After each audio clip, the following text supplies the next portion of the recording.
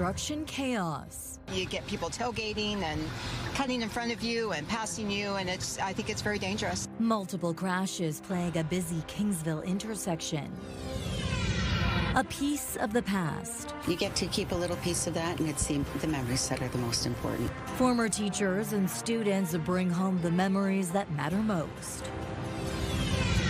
And no consent, no call. I get them so often that I never know if it's going to be a real phone call or not. Inside France's new ban on unsolicited telemarketing, and if Canada will follow its lead.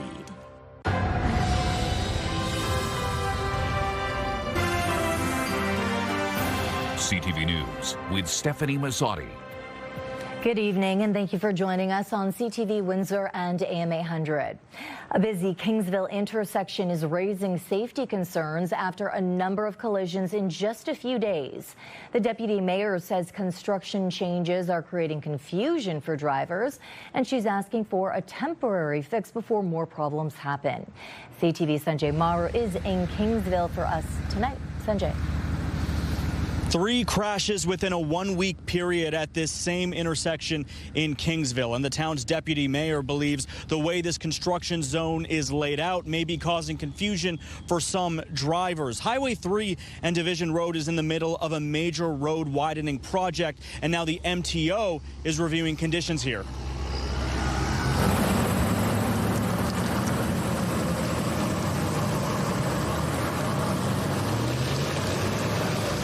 Highway 3 and Division Road, a left turn left this driver wondering what to do next. It's the kind of confusion and poor driver behavior residents say they're seeing while this intersection is under construction. You get people tailgating and cutting in front of you and passing you, and I think it's very dangerous. There had been 2 in the matter of 2 days when I reached out to the county and said, hey, I know this is a provincial highway, but what can we do about making it more safe? And they contacted the MTO right away. And in that same day, there was a 3rd accident. A motorcycle collision on July 31st, followed by a second 2-vehicle collision on August 3rd, leading to a 32-year-old Windsor woman facing several charges. Then this one on August 4th. The roadwork is part of a larger project to widen Highway 3 from 2 lanes of traffic to 4, 2 in each direction. And Kingsville Deputy Mayor Kimberly DeYoung says the temporary configuration is creating other points of confusion. The way the road's blocked is intended to allow construction traffic, so it's really not blocked.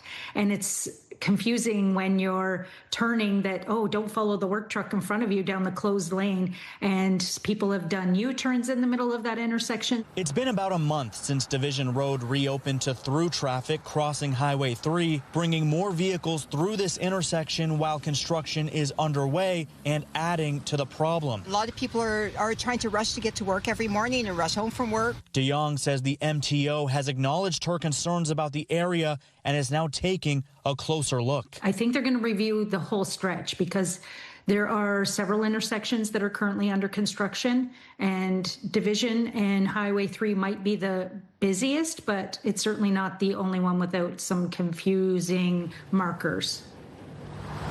And there's no timeline yet on when the MTO's review could be completed or what, if any, temporary changes could come out of it. The overall Highway 3 widening project is expected to be completed sometime in 2027. Stephanie. Okay. Sanjay Maru, thank you for this. Staying in Kingsville now. The old high school closed in the year 2024, but memories of its heydays are still alive. Work is underway to salvage items inside the building, and that has residents looking to get a piece of the once cherished school. That's where we find Robert Lothian tonight. Robert. Stefanie, demolition is now well underway here at the former Kingsville District High School, but it took quite some work to get to this point. That's because for weeks, crews scoured through the former classrooms and opened up walls to find the little pieces of history that had been left behind. And now some former teachers and students that I spoke with say that they're adding those items to their personal collection. Phones at Gagnon Salvaging Antiques in McGregor have been busy. New stock rolling in from the former Kingsville District High School, bringing back old memories for teachers like Lana Roten-Grondin. I was so excited I actually cried. Each year, Roten-Grondin's graduating students sign ceiling tiles, and now she owns some of them. One in particular was my youngest son, who graduated in 2018. And his name's up there, and it was right above my desk, and it says, "I love you." Responsible for demolishing the old school, Gagnon has been salvaging items along the way and sharing them online. The one day my son found that Du Maurier pack of cigarettes behind a locker, and it generated, I don't know, over 1,500 comments on just a little pack of cigarettes. Interest was piqued. From old pop cans to used lockers and sports equipment, people want a piece of a long staple in the Kingsville community. It's nice to be able to maybe allow them to have some part of their history that they've lost. Some finds hold more history than others. Okay, well, here you go. Here are the blueprints to the building. Former student Chris Parent getting his hands on the original plans for the school's 1964 addition. I don't know what I'm going to do with them, but I thought it would be really neat to have and put in a corner somewhere and maybe grab a couple of the pages and put them on the wall somewhere. The property was purchased from the public school board earlier this year. Tearing down decades-old buildings, though, often doesn't result in efforts to save what's left behind. We had a crew in here, probably about 8 people, salvaging various items that we know through history. With history saved, the focus turns to demolition. Crews will separate items from the debris, making sure the impact on the landfill is minimal. The majority of the demo within the next month or so will probably, bulk of it will get done, and then it'll be, processing the concrete and all the floors and the footings, and that'll be, kind of another month or so doing that process. In the meantime, Roten-Grondin heads home with some new artwork for her planting shed. So that I could, again, sit there and do some things and look at them just like I did when I was on in my classroom. Demolition work is now about a quarter of the way complete. Crews plan to work on these outer walls last to mitigate the impacts of dust and debris. Then the site will be turned back over to the owner, but at this point, there's no confirmed plans about what will come next for this property. Stefanie. Okay, Robert, thank you for this. Meanwhile, a local Legion is asking for the return of a piece of valued history. Royal Canadian Legion Branch 255 in Windsor says a veteran's beret and cap badge were taken from a mannequin inside the branch's pool room several days ago. The items were donated by the veteran's family and held special meaning for both the family and the Legion community. Branch members are asking whoever took the keepsakes to return them, no questions asked.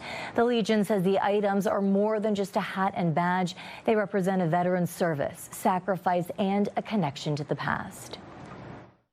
We're not looking to get anybody into trouble. Basically, we're just, we want to do this the easy way.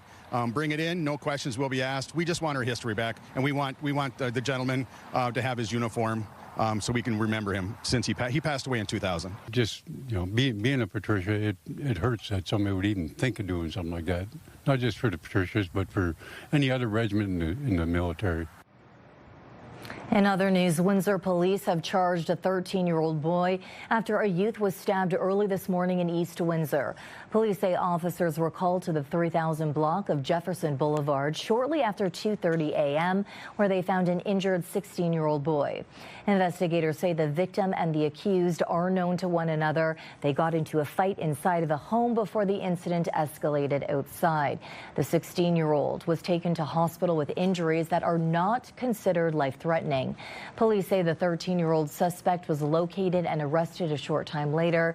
The youth is facing charges including assault with a weapon and assault causing bodily harm. 3 people are being treated for smoke inhalation after a house fire in Windsor this morning. The fire broke out around 7:30 at a home in the 800 block of Giles Boulevard East. When firefighters arrived, they could see heavy smoke billowing from the back of the 2.5-story house. Crews quickly launching an offensive attack and getting the fire under control. The fire was declared out about 30 minutes later. Officials say the fire started in the kitchen and is considered accidental. 3 people were taken to hospital and treated for smoke inhalation. They have since been released from hospital. Let's take a break now. CTV meteorologist Gary Archibald joining me now for a first look at the weather from the top of the Bell Building tonight. Gary. Stefanie, it's warm, it's humid, and that trend will continue for the weekend. We could see 30 degrees, just like today in Windsor, about 29.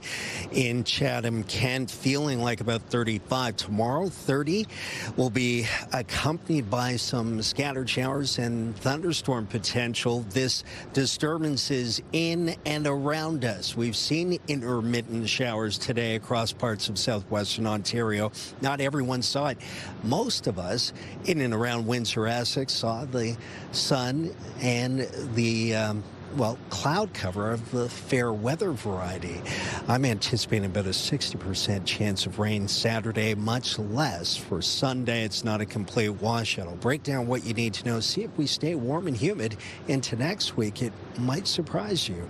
That's coming up. For now, I'll send it back inside to you at the desk. The health unit has once again closed Lakeshore Lakeview Park West Beach for the weekend. ECHU says water testing shows E. coli counts higher than 1,000. As well, warning signs have been posted and swimming is not recommended at Colchester Beach as the E. coli counts there are approaching 700. Now, mosquito season is in full swing, and researchers are asking Windsor-Essex residents to help them catch some of those buzzing pests. The University of Windsor is asking for help tracking the invasive tiger mosquito. CTV's Chris Campbell joins us with more on this tonight. Chris. Yes, Stefanie, mosquitoes aren't exactly the kind of thing most people like to collect, but researchers at the University of Windsor are hoping you'll make an exception because even one mosquito could help them learn where it's establishing itself. Mosquitoes may be a summer nuisance, but for researchers, they're a potential source of important information. The University of Windsor is asking those in Windsor, Essex, to help collect the bodies of dead mosquitoes this summer. The less squished, the better. They have a particular interest in the invasive tiger mosquito. So they want to know how common they are in our area, if their population is increasing, and they're trying to track where it might be found in our area. The tiger mosquito has been found in Windsor, Essex for about a decade, and while it can be difficult to identify just by looking at one, researchers have several ways of figuring out what species they've caught. For anyone outside this summer, the mosquitoes are already getting plenty of attention. I started down that path and I said, nope. This cyclist from Bell River says she wasn't familiar with this kind of citizen science project, but likes the idea of the public helping out. That's excellent because you get a good sample that way, you know, and the university does a lot of good work here. It'll give us something else to look for. We're doing a scavenger hunt, and now we can look for this mosquito. And there's a public health reason researchers want to keep an eye on the tiger mosquito. The Asian tiger mosquito, which is also known as the Aedes albopictus, has been documented in our region since 2016. And is considered an invasive species of public health interest. The health unit says the mosquito is known to carry several diseases, but so far none of the mosquitoes collected locally have tested positive. Michelle Bondi stresses the goal is to better understand the local mosquito population, whether or not the tiger mosquito is found. Even if we don't find tiger mosquitoes in our sampling effort this year, that's a good thing because we don't really want tiger mosquitoes in our area. Residents who want to help can get a collection kit from the university or talk to the researchers about using their own mosquito traps, and they're hoping you'll freeze whatever you catch. I mean, it's weird to hope for more rain and more mosquitoes, but if they're out there, we just want to collect them, that's all. So if you're outside this summer and a mosquito finds you, researchers say you don't have to let it get a free meal. You can learn more about the Tiger Mosquito Citizen Science Project by heading over to our website at ctvnewswindsor.ca. Stefanie? Okay, Chris, thank you for this. Employees at Nextar Energy have ratified a new 3-year collective agreement, one the union is calling well-deserved.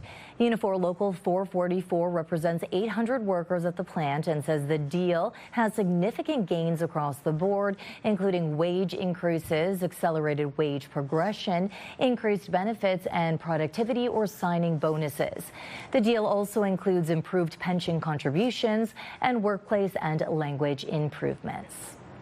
Are you tired of unwanted marketing calls? So are the residents of France.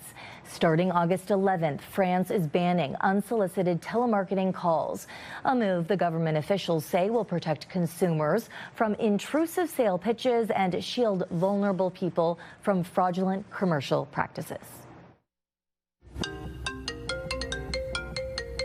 I don't think there's too many people who enjoy unsolicited telephone calls at all hours of the day. University of Windsor law professor Muharrem Kenneth says an unsolicited telemarketing ban in France is a step in the right direction, but long overdue. And those we spoke to agree. It's very frustrating. It's a waste of time. I get them so often that I never know if it's going to be a real phone call or not, and it happens so often that I just get frustrated. And it should be banned. It's a way for making sure that consumers have more power over who contacts them and under what circumstances. Under this law, individuals who make illegal calls can be fined up to 75,000 euros or more than $121,000 Canadian per call. Companies can face fines of up to 375,000 euros or more than $606,000 Canadian per call.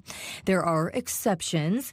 Consumers may consent to receive marketing calls, for example, by checking a consent box on a form or if they have a prior relationship with the company. But Kianis says that won't stop every unsolicited call. If that call is taking place in a jurisdiction where the European Union can't go after that person, well, the argument is pretty much academic at that point. If you live in Canada, you can reduce the number of telemarketing calls you receive by registering your number on the National Do Not Call list managed by the CRTC. I think it was successful initially. The way that people have gotten around our Do Not Call registry is essentially to move their call centers offshore. In a statement sent to CTV News, the CRTC considers multiple approaches to reducing unsolicited communications to Canadians, including compliance and policy measures.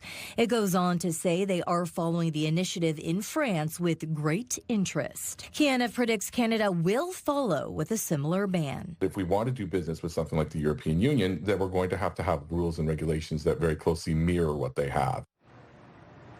This takes us to our question of the day. Do you think Canada should ban unsolicited telemarketing calls? Go to our website to cast your vote, ctvnewswindsor.ca. Yesterday we asked, how do you use your phone while driving? 54% say they only use hands-free. Another 40% say they don't touch it at all. 2% admit to using it frequently. New details in the Canada-U.S. trade talks still ahead. What a potential tariff deal could mean for steel, alcohol, and dairy. Later, why local greenhouse growers say they're paying the price for a parasite outbreak linked to imported lettuce. And Monday, a key cross-border meeting in Windsor. Windsor's mayor and a U.S. senator discussed trade, security, and the future of the Canada-U.S. partnership. That's Monday at 6 on CTV News. CTV News has confirmed what could be in a potential Canada-U.S. trade deal, including lower steel and aluminum tariffs in exchange for concessions on alcohol and dairy. CTV's Judy Trin now on the talks. After 90 minutes of intense trade talks in Washington between top Canadian and American officials, some details are emerging about what cards Canada is willing to play. This is about concessions, if there's to be concessions on both sides. It can't be a one-way street, which is what the American position has been up until now. Industry sources tell CTV News that Canada is willing to drop counter tariffs on autos and convince the provinces to put American alcohol back on shelves if the U.S. agrees to reduce steep tariffs on key sectors such as forestry, autos, steel, and aluminum. Well, I think we all heard Doug Ford a few weeks ago in D.C. in a scrum say, look, I understand the impact and the power of this booze ban, and I will reverse it if we get peace on the CUSMA and the full trade war. After meeting with the U.S. trade representative, Minister Dominic LeBlanc says the focus is on striking a comprehensive deal that addresses all the sectoral tariffs. Je crois en la gestion de l'offre, c'est important. While the Prime Minister continues to defend supply management, negotiators have discussed changing how dairy quotas are managed. Canada's nasty. If that's not enough to prevent the Trump administration from bringing in new 50% tariffs that will hit $28 billion of Canadian goods like hockey equipment, sources say the federal government is working on retaliatory measures, such as blocking the U.S. from getting preferential access to critical minerals, energy, and big procurement projects. Canada is going in a position of strength. We were able to start restructuring our economy to start building a new Canada over the past year. We see the numbers coming out. It's working. Other than negotiating with the Americans, the provinces will also have to be convinced to come on side. We're just hearing from Quebec's premier that province won't put U.S. booze back on the shelves unless they get a deal that's fair to Quebec. Judy Trin, CTV News, Ottawa. Republican members of a U.S. Senate committee have voted to hold America's former top doctor, Anthony Fauci, in contempt of Congress for declining to answer questions about his guidance during the COVID-19 pandemic. We are voting on whether a witness who has received the benefit of a sweeping federal pardon can be ordered by this committee to answer questions. Fauci invoked the Fifth Amendment to avoid self-incrimination more than 100 times in a hearing last week.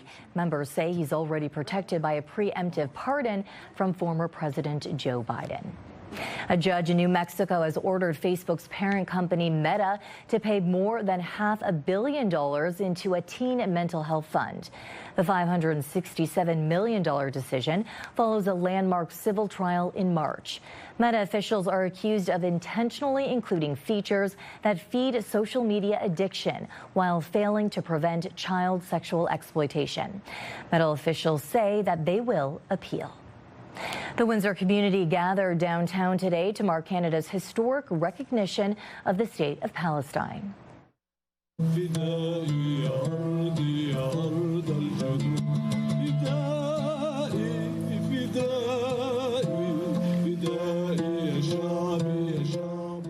It was a celebration of Palestinian heritage, culture, and history at Charles Clark Square.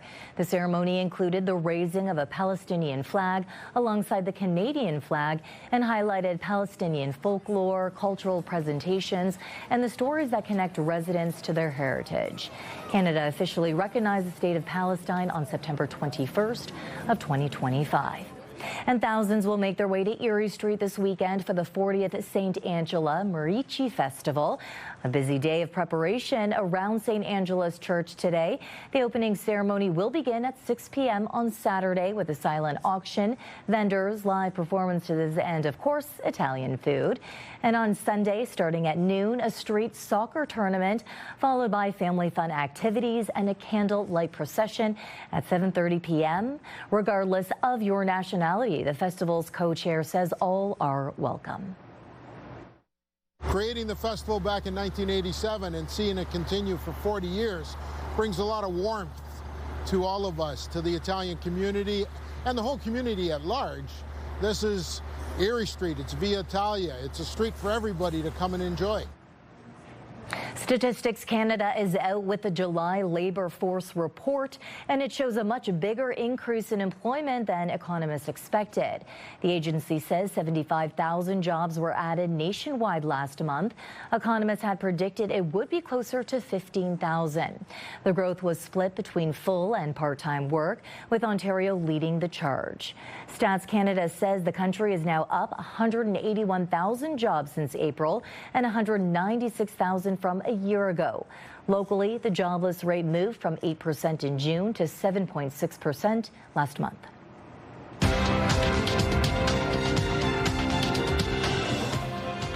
In Toronto, the TSX gained 245 points. In New York, the Dow added 152. The Nasdaq is up 342. The Canadian dollar gained a third of a cent. On commodity markets, gold added $100 an ounce and oil is up 89 cents a barrel. Coming up, how a simple tattoo is giving a mom's nonverbal son a new way to communicate anytime and anywhere. Let's take a look at our CTV News weather snapshot. Thanks to Sherry Berga for sending in this image. It will be hot and humid. Could there be potential stormy conditions for the weekend? I'll break down what you need to know as we look ahead to Saturday and Sunday coming up on CTV News Windsor.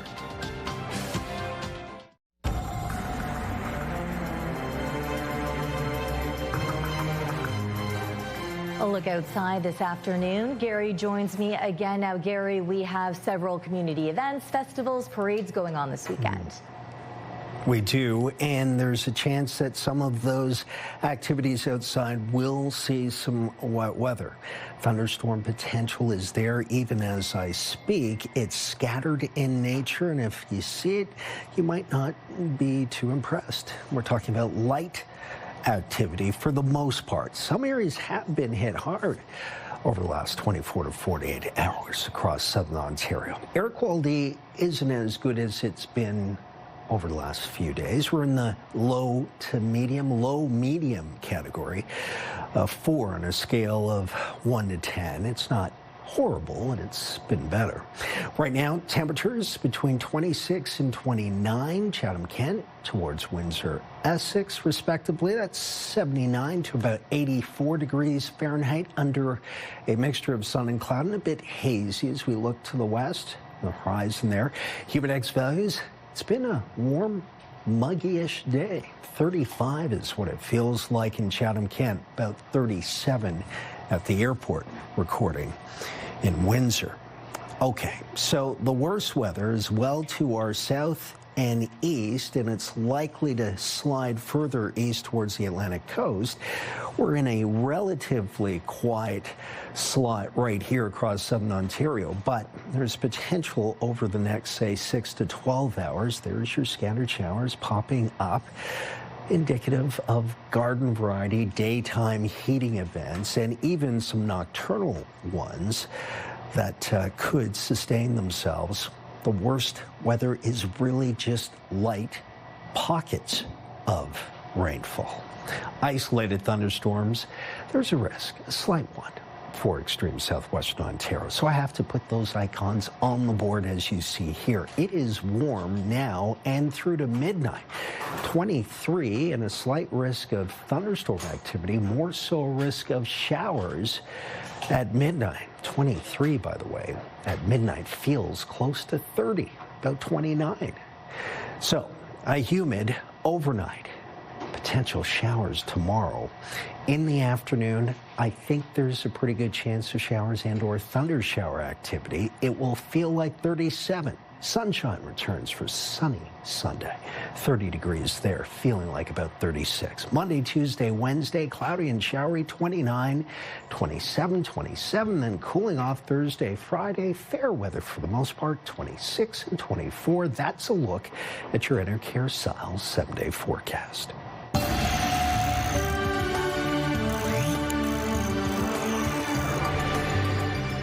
The health unit is reporting 35 cases of cyclosporiasis across Windsor, Essex. The gastrointestinal illness is linked to contaminated lettuce from Mexico.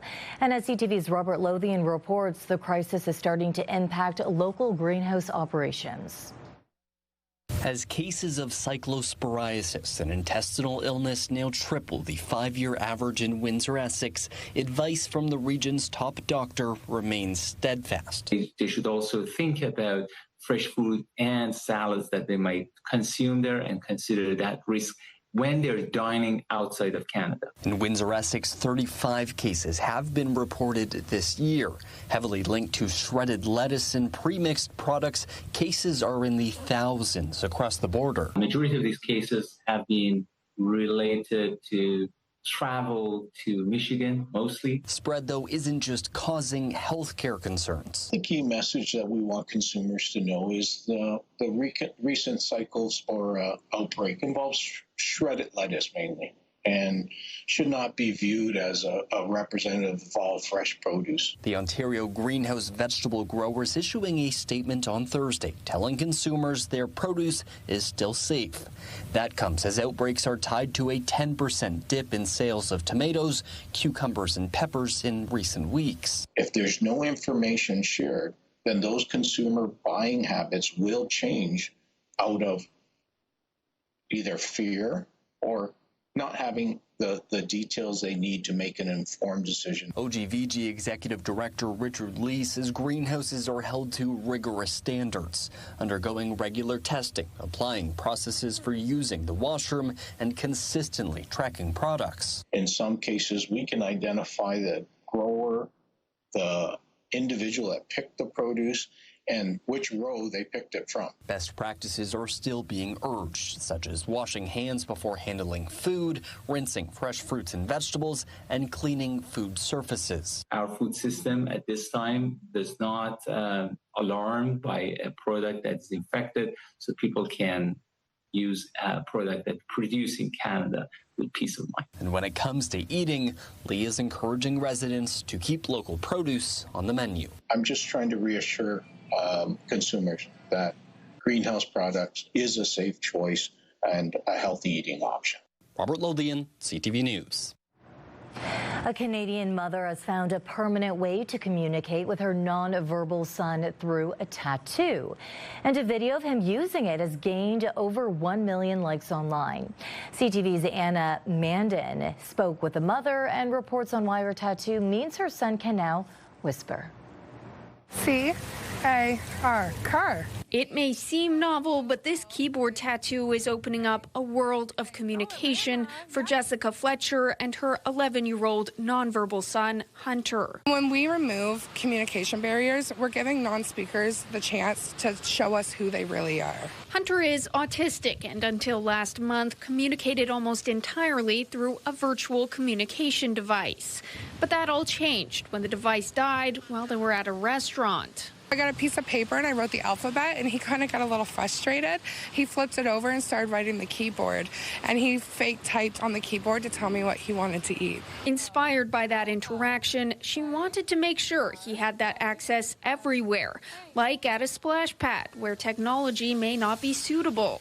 That sparked the idea for me that I can't limit him to technology because technology does fail us. That decision is having a big impact. A video on her keyboard tattoo has gained over 1.5 million likes. She's now partnered with a local business to create shirts with keyboards on the sleeve. Students at his school want shirts with it on the sleeve so he can talk to them on the playground and be able to whisper and tell secrets. That's garnering positive feedback nationwide. Maddie Dever has autism, is the parent of 4 autistic young adults, and chairs the National Autism Network.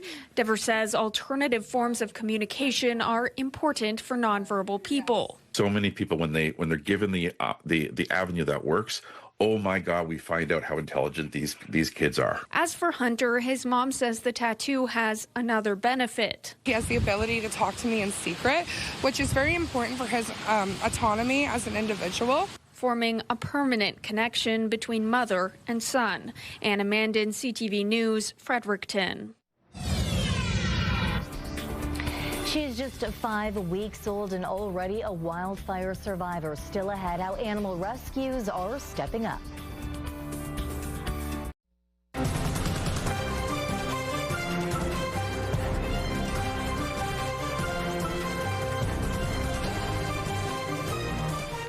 In northern Ontario, wildfires continue to force families and animals out of the region. Animal rescues in southwestern Ontario are stepping up, taking in hundreds of surrendered pets and strays. But as CTV's Colton Weens shows us, it's been a struggle to keep up. I love this particular rescue that I'm working with, and this was a cause that spoke to me. And how could I say no? This is Aurora, about 5 weeks old and currently being fostered by Stefanie Mealy in Kitchener. She's fantastic. She's a very sweet girl, and she's very social. She's just one of the many animals brought to the care of Northern Connection Dog Rescue around Brantford as wildfires up north keep pushing animals out. About 2 weeks ago. It was all very quick. We found out what was going on, and then within a few days, we had planned to take some dogs out. The evacuations and the fires have certainly created more of a crisis situation right now. Liz Sauer with New Caller Collective has also been helping take animals in. She says local groups around Thunder Bay are fostering pets so they can be returned to their families when possible, while strays and surrendered animals have come south. We took in about 70 animals this week. Not us ourselves. It was a group of 16 rescues. And then 2 weeks ago, 110 animals came down. That went to about 19 rescues. So we don't typically see a transport every 2 weeks. Usually it's sort of every month. So there is certainly an increase. A lack of access to spay and neutering in the north has always been an issue for overpopulation, which Sauer says hasn't helped in these trying times. But while these rescues do rely heavily on donations and help, the amount of people wanting to get involved has also increased. We're really seeing it. We're seeing people step up to foster who hadn't really considered it before or asking how they can help. So it's been really rewarding to see the community step up. As for Aurora, she'll be staying in Southern Ontario going forward, thanks to the loving care of the agencies helping in the province. Mealy hasn't decided whether she's going to keep Aurora or put her up for adoption, but if she is put up for adoption, it'll be in about 2.5 weeks, and Mealy will also be the one deciding where she goes. Colton Weed, CTV News, Kitchener.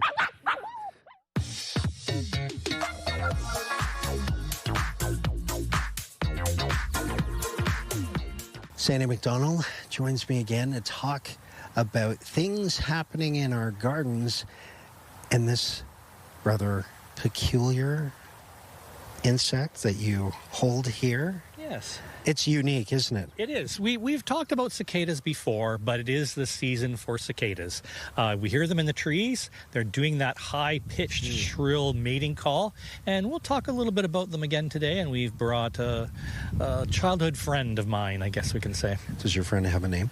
It does not. Okay. Just cicada. Just cicada. Yeah, I don't want to get too attached. Now, talk to us a little bit about the importance of their presence right now, this mating drive that they have, and what it means when you hear them close by, perhaps in a tree in your backyard. So really, this is a mating call, of course. They've actually emerged from the ground, and we do have a couple samples. We can look at a couple of those samples. We have both the one that would emerge directly from the soil, and then it actually sheds the exoskeleton, usually on a tree. You might see its little, it shed exoskeleton on a tree, and then the adult emerges, just like we can demonstrate with this guy here too. But so they again are generally in a fairly tall tree so that the sound travels fairly far, and of course that's to attract a mate. The louder the sound, the more extended the sound, the more likely you are to get the attractive and vigorous mate. Talk to us a bit. What do they feed on, and are there any particular favorites that are likely in our gardens on our properties? Yes, and their life cycle can be rather long as well. Only a few years in the ground, feeding on various roots and things in the soil, but it can go as long as 17 years before their emergence. It can occur that long as well. So the juvenile form we generally don't see, though we do have one today, but the adult form, it only lives for a couple few weeks. After its mating, it dies. So the eggs will be laid and the cycle will remain over again. So most of the life cycle is in the soil, and a very short period of time do we see them in the trees and hear them, of course. Sandy, thank you so much for joining us. And you too. Join us next week for another installment of Get Gardening. Sandy, always bringing us something interesting. Michelle Mosquito joining us now. Happening Now is coming up shortly. What are you working on for us tonight? An interesting segue here. We're actually circling back to the story about mosquito research. The university needs your help to do it. Details coming up after the break. This is your CTV Windsor Our Community Calendar.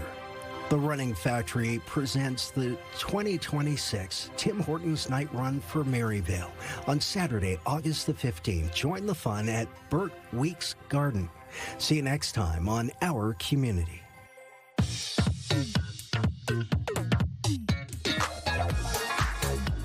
Okay, Michelle, I feel a little icky talking about this.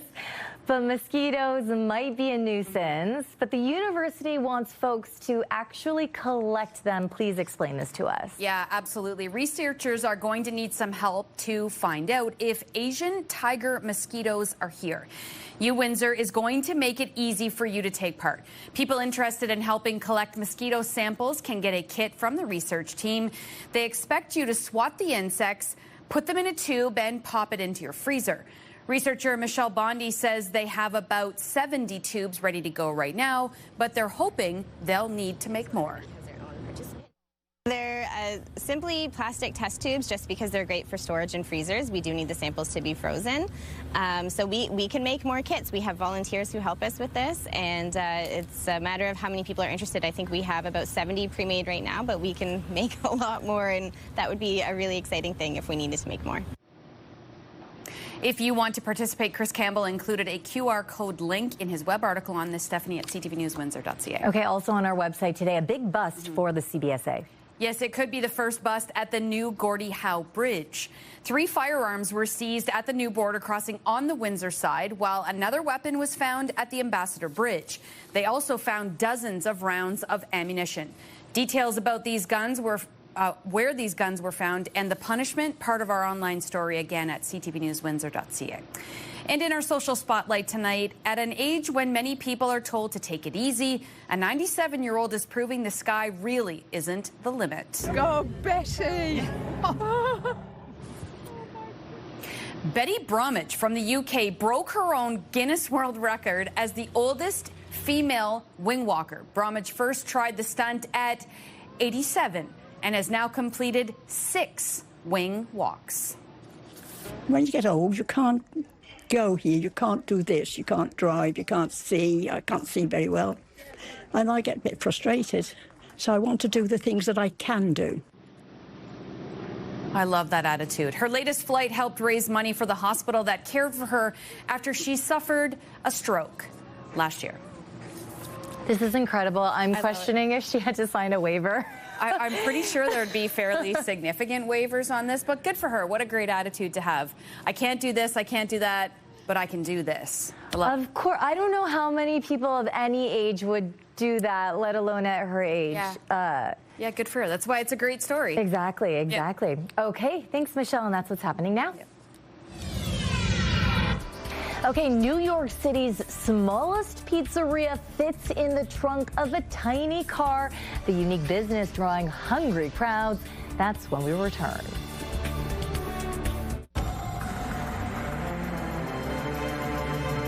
That's not my backyard. It's not.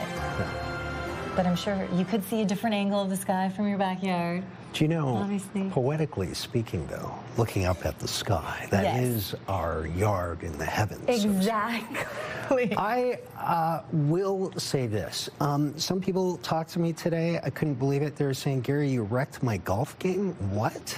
I wasn't on the links. There was some rain earlier, so a few scattered showers here and there, intermittently across parts of southwestern Ontario.